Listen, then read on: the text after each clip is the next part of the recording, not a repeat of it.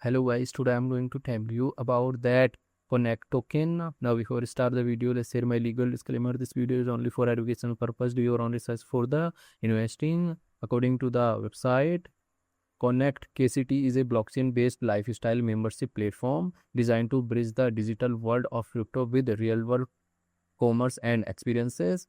A membership platform where users stake KCT tokens to access premium benefits and discounts across level, retail and services. Konnect is a B2B2C ecosystem that connects users with traditional businesses, facilitating easier distributions and user acquisition through crypto. Konnect is a bridge between virtual and physical by integrating cryptocurrencies and NFTs to offer unique personalized experiences. Konnect project institution rating is 3.4. Konnect token total supply is 10 billion and circulating supply is around 7.37 billion KCT token.